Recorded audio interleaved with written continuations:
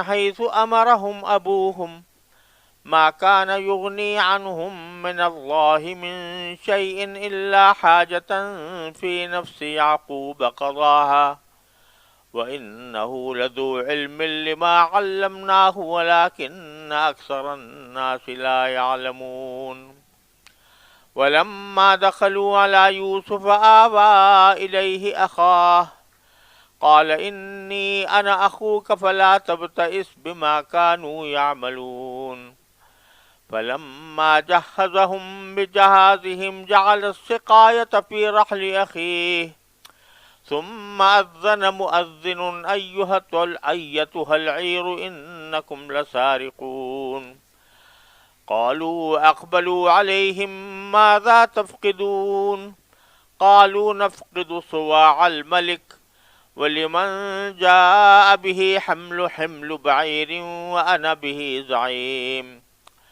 قالوا تالله لقد علمتم ما جئنا لنفسد في الأرض وما كنا سارقين قالوا فما جزاؤه إن كنتم كاذبين قالوا جزاؤه من وجد في رحله فهو جزاؤه كذلك نجزي الظالمين فبدأ بأوعيتهم قبل وعاء أخيه ثم استخرجها من وعاء أخيه كذلك كدنا ليوسف ما كان ليأخذ أخاه في دين الملك إلا أن يشاء الله نرفع درجات من نشاء وفوق كل ذي علم عليم.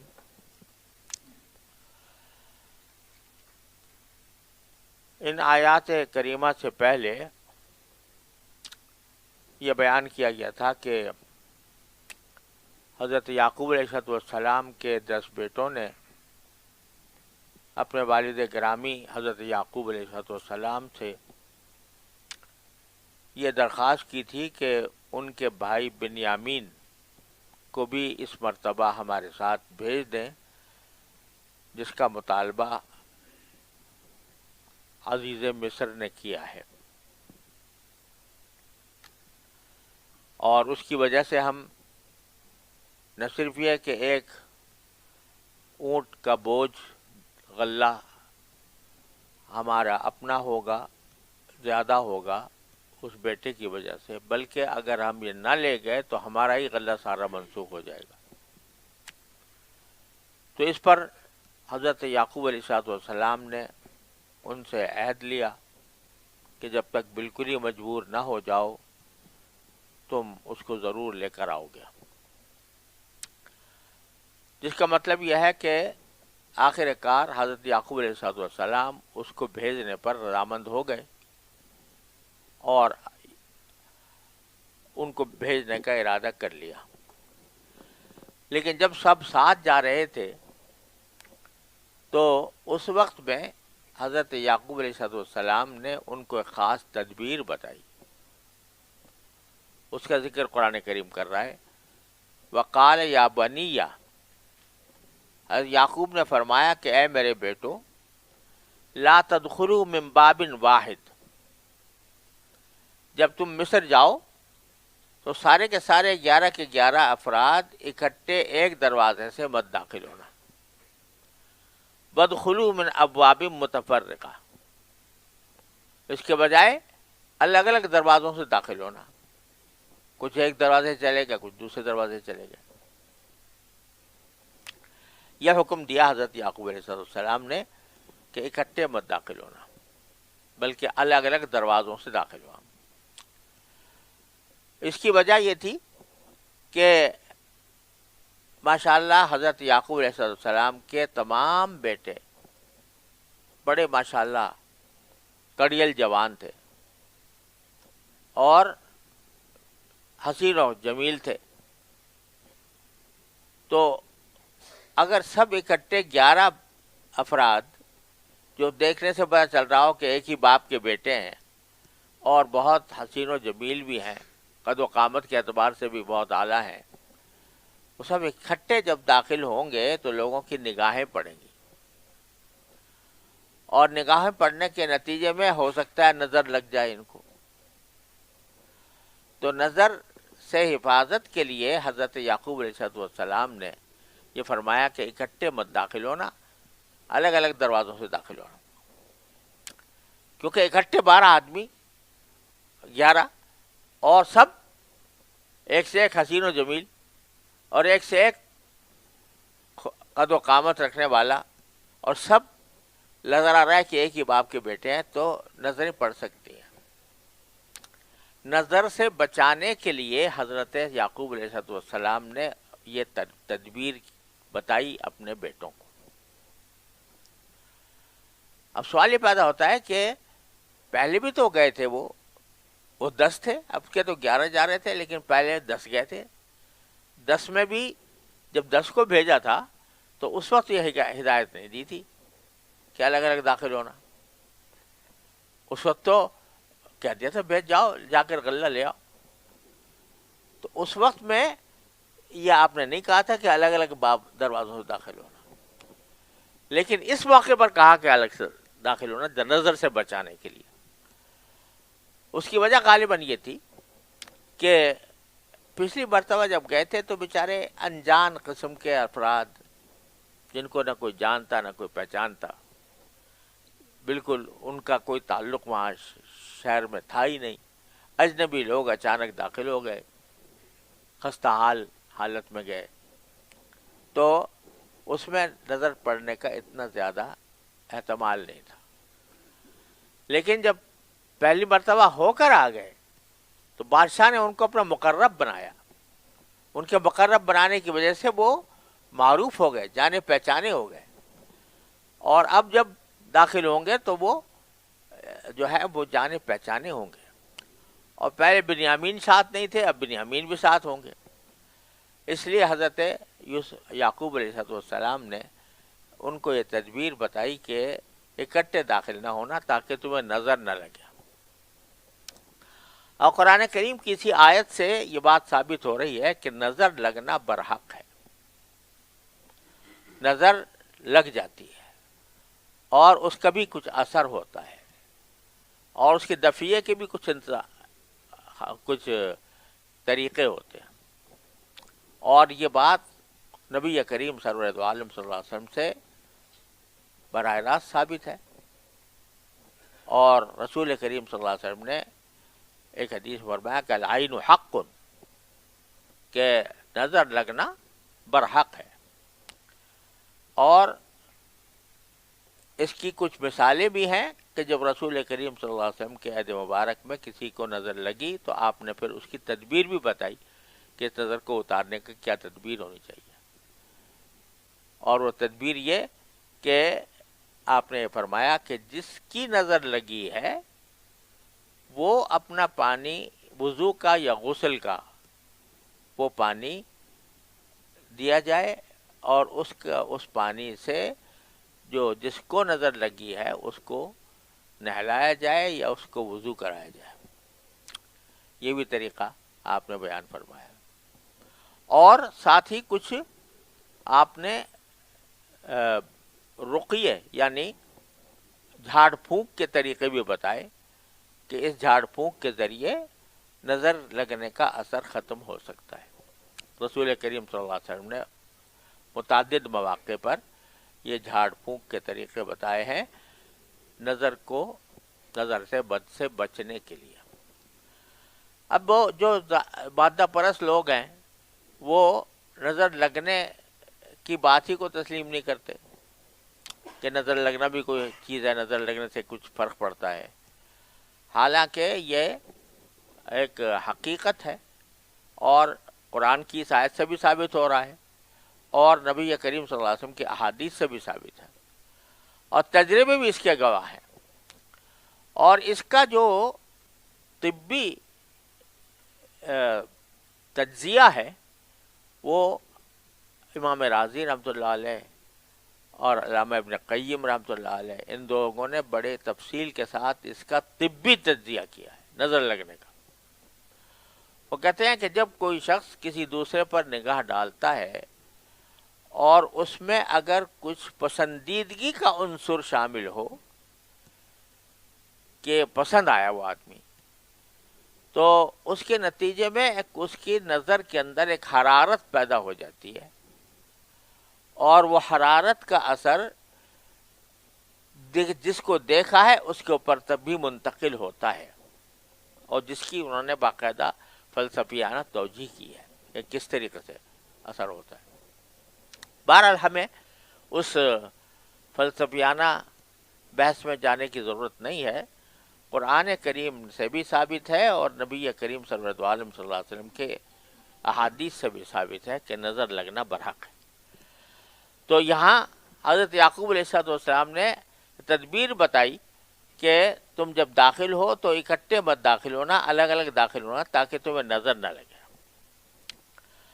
لیکن ساتھ ہی جو ایک پیغمبر کی شان ہے اس کے مطابق یہ کہا کہ میں اپنی طرف سے تدبیر تو تمہیں بتا رہا ہوں کہ تمہیں نظر نہ لگے اور تم محفوظ رہو، لیکن یہ تدبیر جو کچھ بھی ہے یہ جب تک اللہ تبارک و تعالیٰ اس میں تاثیر پیدا نہ کرے اس وقت تک تدبیر کی کوئی حقیقت نہیں ہوتی۔ وَمَا أُغْنِي عَنْكُم مِّنَ اللَّهِ مِن شَيْءٍ، اور میں اللہ کی مشیت سے تمہیں نہیں بچا سکتا۔ یعنی اگر اللہ تعالیٰ نے مشیت میں یہی رکھا ہے کہ تمہیں کچھ نقصان پہنچے، نظر تمہیں لگ جائے، چاہے الگ درخواستوں سے داخل ہو رہا ہو پھر بھی لگ جائے، تو اللہ تعالیٰ کی مشیت یہ ہے، تو وہ مشیت تو پوری ہوگی۔ میرے اس کہنے سے، میری اس تدبیر بیان کرنے سے اللہ کی مشیت دور نہیں ہو سکتی۔ یہ دونوں چیزیں اکٹھی بتائیں حضرت یعقوب علیہ السلام نے۔ وما اغنی عنکم من اللہ من شیء ان الحکم الا للہ، فیصلہ تو اللہ ہی کا ہے، اللہ کے سوا کسی کا کوئی فیصلہ نہیں ہے۔ کوئی کتنے اندازے لگا لے، کتنی تدبیریں کر لے، لیکن آخری فیصلہ جو کچھ ہونا ہے اس کا آخری فیصلہ اللہ تعالیٰ ہی کو کرنا ہے، کسی اور کے بس میں نہیں ہے۔ چنانچہ علیہ توکلت، اسی پر میں توکل کرتا ہوں، وعلیہ فلیتوکل المتوکلون، اور اسی پر سارے ان لوگوں کو بھروسہ کرنا چاہیے جو بھروسہ کرنے والے ہیں۔ کیا کلام ہے پیغمبر کا کہ حدود کی رعایت، ایک طرف تدبیر بھی بتا رہے ہیں کسی مصیبت سے بچنے کے لیے، ساتھ ہی یہ بھی بتلا رہے ہیں کہ اس بھروسہ اس تدبیر پر نہیں ہے، بھروسہ اس تدبیر پر ہونے کے بجائے اللہ پر بھروسہ ہے۔ یہ ہے توکل، جس کا نام توکل ہے۔ اور جیسا حدیث میں رسول کریم صلی اللہ علیہ وسلم نے ارشاد فرمایا کہ جس کا حاصل یہ ہے کہ کوئی ظاہری اسباب اختیار کر لینا کسی چیز کے حاصل کرنے کے لیے یا کسی مصیبت کے دفعیے کے لیے، یہ مشروع ہے، یعنی شریعت کہتی ہے کہ اختیار کرو ان اسباب کو، لیکن بھروسہ وہ اس تدبیر پر نہیں ہونا چاہیے، بھروسہ اللہ پر، اللہ کی مشیت پر ہونا چاہیے۔ ایک صحابی سے نے رسول کریم صلی اللہ علیہ وسلم سے پوچھا کہ یا رسول اللہ، میں جب کبھی اپنی اونٹنے کو لے کے جاتا ہوں تو کئی بعض اوقات مجھے اندیشہ ہوتا ہے بھاگ نہ جائے، تو میں اس کو باندھوں، رسی سے باندھ کے رکھوں، یا یہ کہ میں توکل کروں کہ میں اللہ پر بھروسہ کر کے بغیر رسی سے باندھے چھوڑ دوں اس کو؟ تو سرکار دو عالم صلی اللہ علیہ وسلم نے جواب فرمایا کہ پہلے باندھو پھر توکل کرو، یعنی پہلے اپنی طرف سے جو تمہیں تدبیر کرنی ہے وہ تدبیر کر لو، اس کے بھی تم مکلف ہو کہ تدبیر کرو، اور تدبیر کرنے کے بعد پھر بھروسہ اللہ پر ہو۔ بھروسہ رسی پر نہیں ہوگا، یہ رسی جو ہے یہ میں نے باندھ دی بس، اب یہ بھاگ نہیں سکتی۔ بھروسہ رسی پر نہیں ہے، رسی کے خالق پر ہے، وہ جب چاہے گا توڑ بھی دے گا اس کو، رسی کو، بھاگ بھی جائے گا جانور۔ لہذا اس دو تین جملوں میں حضرت یعقوب علیہ السلام نے ایک مثال قائم کر دی انسان کے لیے کہ اسباب تو اپنے طرف سے پورے اختیار کر لے، لیکن یہ خوب سمجھ لے کہ یہ اسباب اللہ تعالیٰ کے فیصلے کو تبدیل نہیں کر سکتے، اس کی مشیت کو تبدیل نہیں کر سکتے. لہذا بھروسہ اللہ ہی پر ہونا چاہیے. علیہ توکلت فعلیہ فیتوکل المتوکلون. یعنی اتنی دونوں جانب کی رعایتوں کے ساتھ یہ بات فرمائی آپ نے حضرت یعقوب علیہ السلام نے. تو آگے قرآن کریم نے اس کی ان کے اس رویے کی تعریف فرمائی. چنانچہ کہتے ہیں وَلَمَّا دَخَلُوا مِنْ حَيْثُ أَمَرَهُمْ أَبُوهُمْ. جب وہ داخل ہوئے مصر میں سارے بھائی، اور اس طرح داخل ہوئے جیسے کہ ان کے باپ نے انہیں حکم دیا تھا، یعنی الگ الگ دروازوں سے داخل ہوئے. اب بیچ میں اب باری تعالیٰ حضرت یعقوب علیہ السلام کی تعریف کر کے فرماتے ہیں مَا كَانَ يُغْنِي عَنْهُم مِّنَ اللَّهِ مِن شَيْءٍ. یہ عمل اللہ کی مشیت سے ان کو ذرا بھی بچانے والا نہیں تھا. یعنی محض اس تدبیر سے کہ الگ الگ دروازوں سے داخل ہوں، وہ مصیبت سے بچنے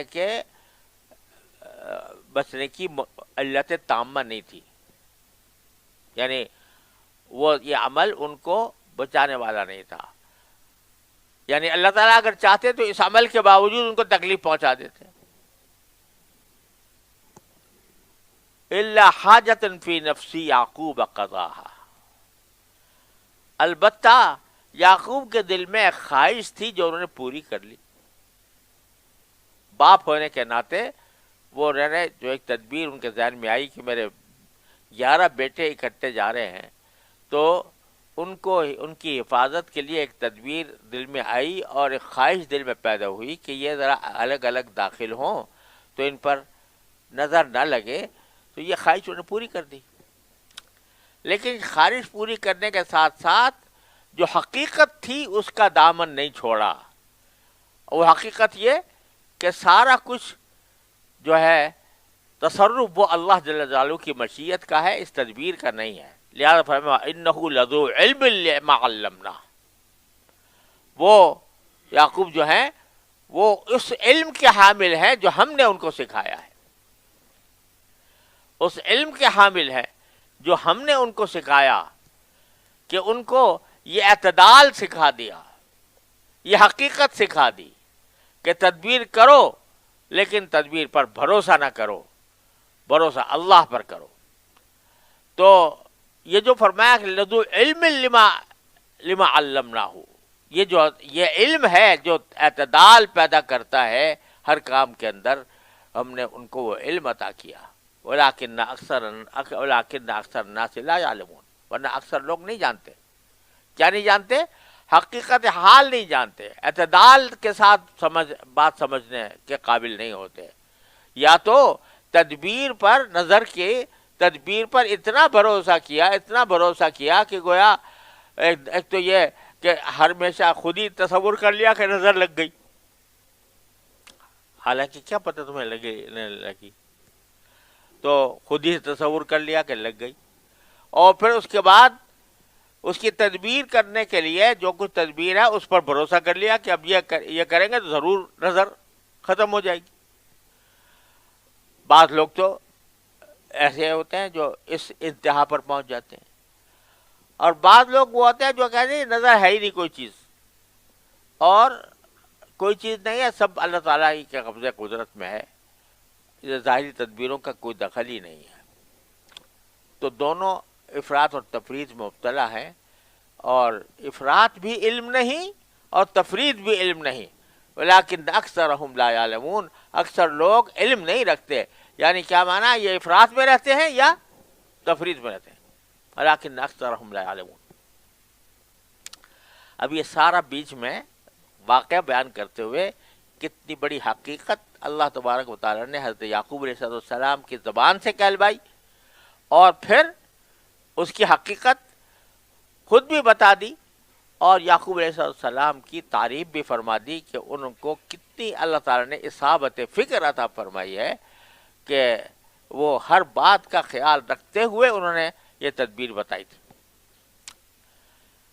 اب آگے فرماتے ہیں کہ بہرحال داخل ہو گئے، الگ الگ دروازوں سے داخل ہو گئے.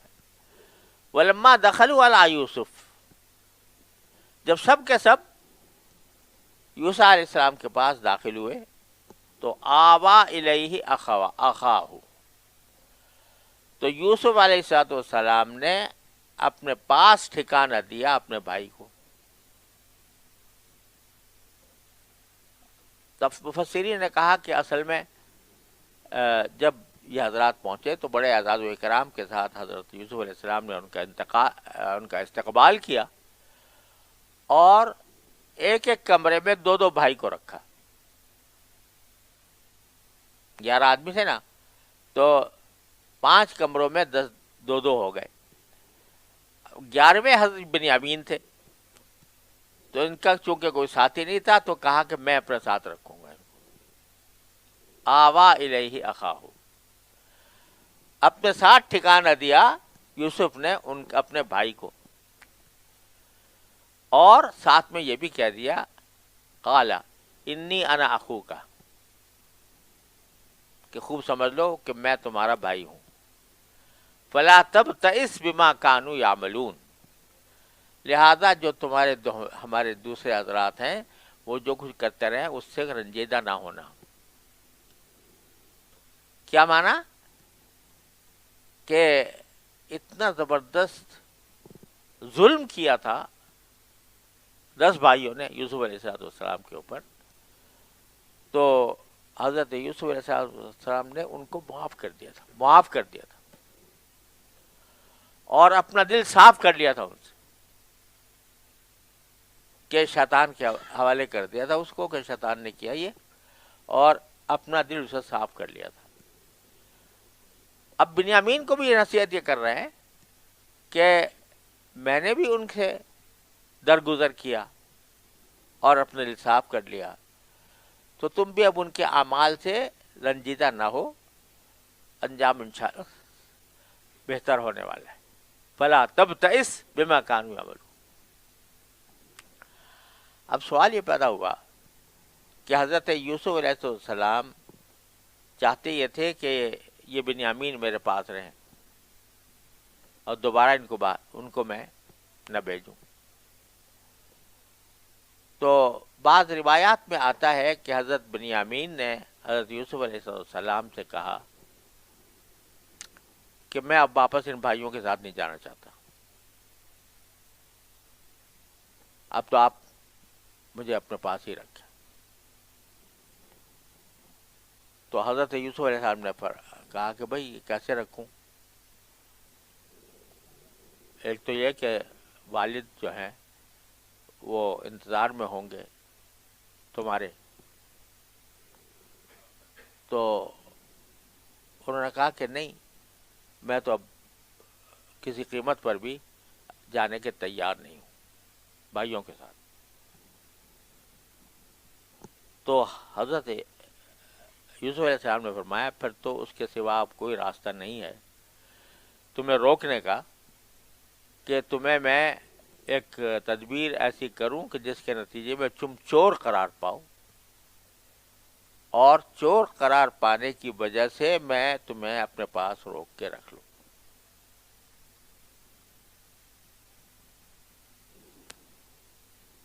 تو اس نے کہا جو کچھ بھی ہو جائے میں اب جانے کو تیار نہیں ہوں بھائیوں کے ساتھ، آپ مجھے اپنے ساتھ ہی رکھیں جس طرح بھی ہو.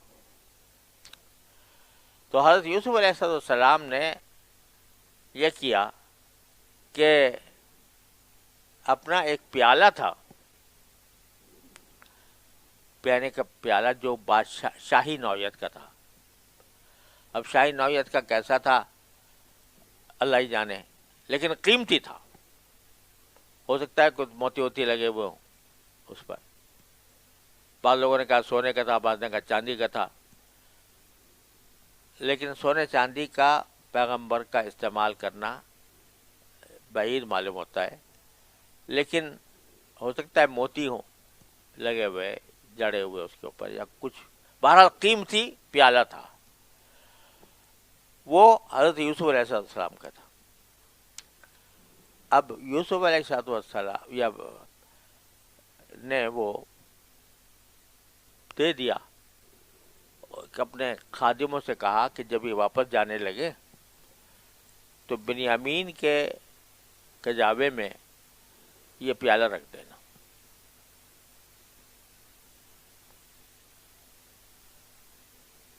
اور پھر گویا ایک طرح سے ان کو اعلان کیا جائے گا کہ یہ پیالہ انہوں نے چوری کیا ہے. اور اس وقت یعقوب علیہ السلام کی شریعت میں یہ بات تھی کہ جو چور پکڑا جائے تو اس کو جس کی چوری کی ہے وہ اس کو غلام بنا کر اپنے پاس رکھ سکتا ہے. تو اس طرح میں رکھ لوں گا، یہ سوچا حضرت یوسف علیہ السلام. چنانچہ قرآن فرماتا ہے فلما جہزہم بجہازہم، پھر جب یوسف نے ان کا سامان تیار کر دیا، یعنی وہ غلہ دے دیا سب کو جتنا دینا تھا، جعل السقایۃ فی رحل اخیہ، تو یہ جو پیالہ تھا وہ انہوں نے اپنے بھائی بنیامین کے کجاوے میں رکھ دیا. ثم اذن مؤذن، پھر ایک منادی نے اعلان کیا کہ ایھۃ العیر انکم لسارقون، اے قافلے والو تم بڑے چور لوگ ہو. قالو، تو ان قافلے والوں نے یعنی حضرت یعقوب علیہ السلام کے سارے بیٹوں نے کہا کہ واقبلوا علیہم، اور ان کے پاس آ گئے منادی کرنے والوں کے پاس اور پوچھا ماذا تفقدون، کہ کیا چیز ہے جو تم سے گم ہو گئی ہے جس کی وجہ سے تم کہہ رہے ہو کہ چوری کی گئی ہے. قالو، تو ان کارندوں نے کہا کہ نفقد صواع الملک، کہ ہمیں بادشاہ کا پیالہ نہیں مل رہا اور وہ ہمیں تلاش ہے اس کی، اور ایسا لگ رہا ہے کہ تم لوگوں نے کہیں چوری کیا ہے اس کو، جو مل نہیں رہا کہیں. وَلِمَنْ جَاءَ بِهِ حِمْلُ بَعِيرٍ، اور ہم نے یہ اعلان کر دیا کہ جو بھی اس کو تلاش کر کے لائے گا اس کو ایک اونٹ کا بوجھ غلہ دیا جائے گا. وَأَنَا بِهِ زَعِيمٌ، اور جو منادی کر رہا تھا اس نے کہا کہ میں اس کا ذمہ دار ہوں، یعنی اس کی میں ذمہ داری لیتا ہوں کہ جو شخص بھی لے کر آئے گا اس کو ایک اونٹ کا بوجھ غلہ ملے گا انعام میں.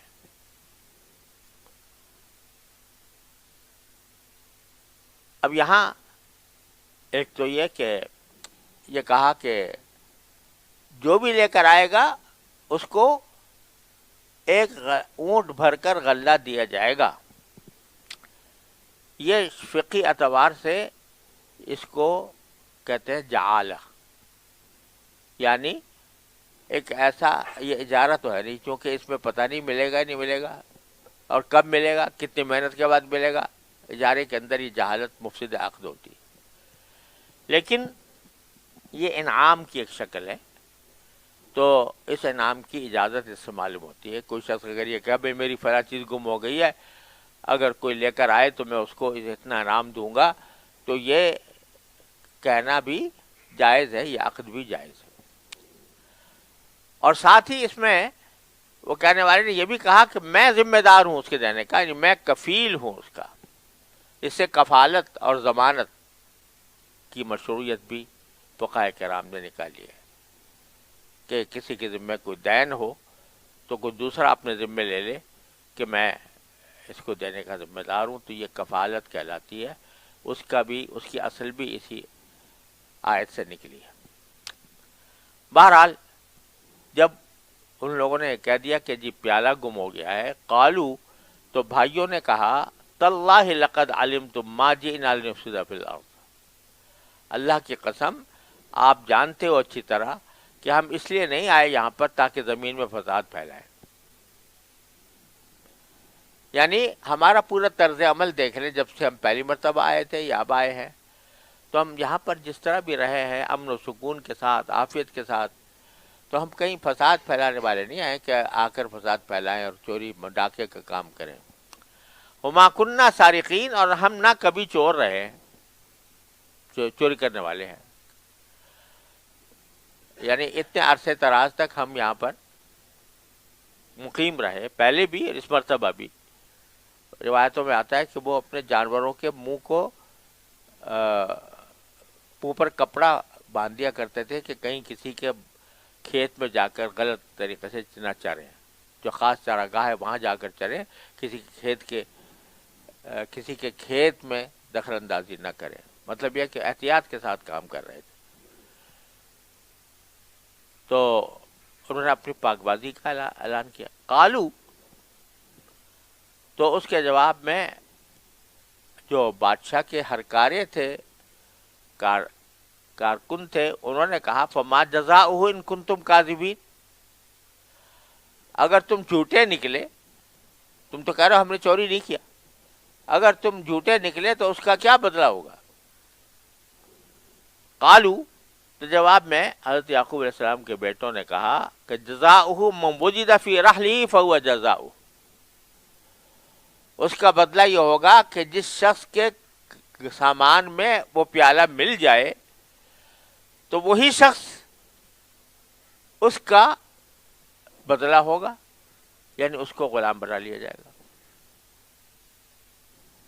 وَكَذَلِكَ نَجْزِي الظَّالِمِينَ، اور ہم ظالموں کو ایسے ہی بدلہ دیا کرتے ہیں۔ یعنی یعقوب علیہ السلام کی شریعت میں یہ حکم تھا کہ اگر کسی کا سامان چوری ہو جائے اور کسی چور کے پاس مل جائے اور وہ چور ثابت ہو جائے تو اس مسروق منہو کو حق ہوتا تھا کہ اس چور کو اپنا غلام بنا لے۔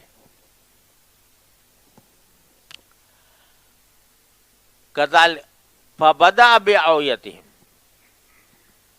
اب تلاشی شروع ہوئی کہ بھئی تمہارے سامان میں دیکھتے ہیں کہیں ملتا تو پہلے انہوں نے شروع کیا باقی بھائیوں کے برتنوں سے، ان کے جو ذخیرے تھے ان میں تلاش کیا، قبل بیع اخی، اپنے بھائی کے برتن سے پہلے، مطلب پہلے ایک دم سے نہیں بنیامین کے سامان سے نہیں نکال لیا، بلکہ پہلے اوروں کا نکالنا شروع کیا تاکہ شبہ نہ ہو کہ کوئی جعلی کارروائی ہو رہی ہے۔ فبدأ بأوعیتہم قبل بیع اخی ثم استخرجہا من بیع اخی، پھر بعد میں اپنے بھائی کے برتن سے وہ نکال لیا۔ تو کذالک کدنا لیوسف، اس طرح ہم نے یوسف کی خاطر تدبیر کی۔ ما کان لیأخذ اخاہ فی دین الملک الا ان شاء اللہ، بادشاہ کے قانون کے مطابق یوسف کو حق نہیں تھا کہ اپنے بھائی کو پکڑ کے رکھ لے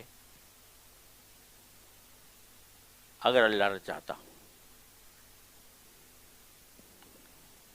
تو یہاں ایک بہت بڑا سوال یہ پیدا ہوتا ہے کہ یہ خالص دھوکہ ہے جو لوگوں کے ساتھ کیا گیا، کہ پہلے خود ہی پیالہ رکھ دیا، پھر اتنا بڑا دعویٰ کیا کہ تم سب چور ہو، اتنا بڑا الزام لگایا، اور الزام کو ثابت کرنے کے لیے ہیلا کر کے وہ وہاں سے نکال لیا۔ تو جھوٹ اس میں ہے، دھوکہ اس میں ہے، اور بہتان اس میں ہے، بہتان لگانا۔ یہ جو اتنا بڑا سوالیہ نشان ہے اس واقعے کے اوپر، اس کے مفسرین نے مختلف جوابات دیے ہیں۔ بعض حضرات نے کوشش کی ہے کہ یہ کہا جائے کہ یہ در حقیقت صریح جھوٹ نہیں تھا، بلکہ یہ توریہ تھا، کیونکہ اگر دیکھو تو آواز لگانے والے نے کیا آواز لگائی تھی؟ انکم لسارقون، اے قافلے والو تم سب چور ہو۔ اب چور کس بات کے چور؟ اس کا کوئی ذکر نہیں تھا۔ تو وہاں مراد یہ تھی کہ تم نے چوری کیا تھا اپنے بھائی کو، یوسف علیہ السلام کو۔ تو یہ کہا انکم لسارقون، پھر جب تحقیق کا وقت آیا تو یہ نہیں پوچھا کہ کس چیز کی چوری ہوئی، یہ پوچھا ماذا تفقدون، کیا چیز گم ہوئی ہے تمہاری. یعنی کس چیز کی چوری ہوئی ہے، بلکہ کیا چیز گم ہوئی ہے. تو نے کہا جی ہمارے بادشاہ کا پیالہ گم ہے. تو یہاں براہ راست جھوٹ کسی جگہ نہیں آیا. پھر جو ہے اس طرح کی متعدد جوابات بعض مفسرین نے دیے ہیں، لیکن قرآن کریم کی بات سے یہ بات معلوم ہو رہی ہے کہ یہ در حقیقت ایک خصوصی حکم تھا خود اللہ تعالیٰ کی طرف سے. وہ خصوصی حکم اللہ تعالیٰ کی طرف سے تھا کہ یہ حیلہ اختیار کرو، یہ تدبیر کرو اس کو روکنے کی. اور جب اللہ تعالیٰ کا حکم آ گیا کہ تم یہ کام کرو تو چاہے وہ عام شرعی قاعدے کے حساب سے صحیح نہ ہو لیکن اللہ کے حکم سے صحیح ہو گیا. جیسے خضر علیہ السلام کے واقعات میں بچے کو قتل کروایا، کس نے کروایا؟ اللہ تعالیٰ نے. کشتی کا تختہ توڑا، کس کے حکم سے توڑا؟ اللہ کے حکم سے. تو وہ ناجائز کام اللہ تعالیٰ نے اپنی کسی حکمت اور مصلحت کی وجہ سے خضر علیہ السلام سے کروایا. تو جب اللہ تبارک و تعالیٰ خود کہہ دے کہ بھئی یہ کام کرو، تو جبریل علیہ السلام اسرافیل علیہ السلام کو کیا حکم دیتے ہیں؟ اللہ تعالیٰ اس کو مار دو، ہے نا. تو وہ قاتل ہوتے ہیں اللہ میاں. جب حضرت اسرافیل علیہ السلام کو کہتے ہیں اس کی روح قبض کر لو، تو وہ تو کسی انسان کو، زندہ انسان کو مارنا ہی ہوا نا، قتل ہی ہوا نا، لیکن اللہ کے حکم سے ہو رہا ہے تو ٹھیک ہے.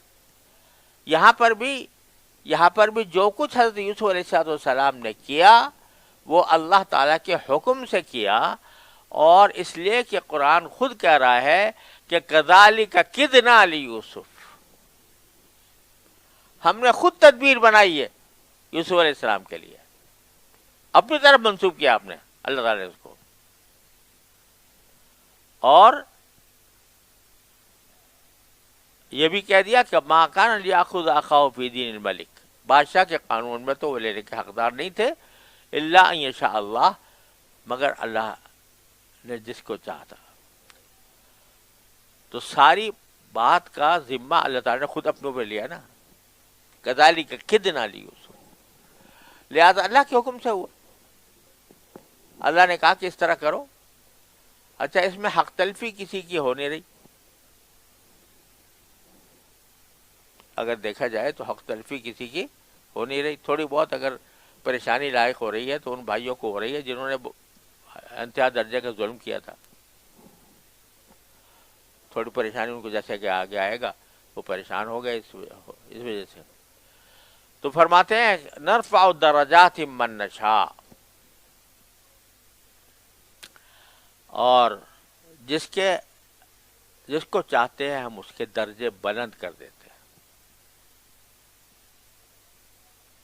یعنی اس عمل سے جو حضرت یوسف علیہ السلام نے کیا ان کے درجوں میں کوئی کمی واقع نہیں ہوئی، بلکہ چونکہ ہمارے حکم سے کیا تھا اس لیے ان کے درجات بلند ہوئے.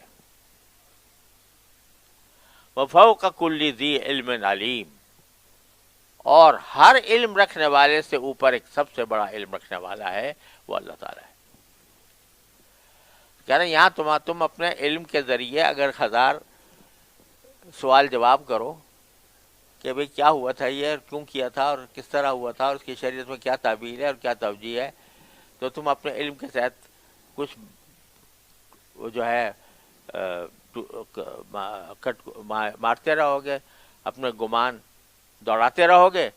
لیکن اس سارے علم کے آگے ایک بہت بڑا علم رکھنے والا ہے جو یہ سارے علوم اس کے آگے گرد ہیں. لہذا اس نے اپنے علم کے تحت یہ سارا کام کروایا. بس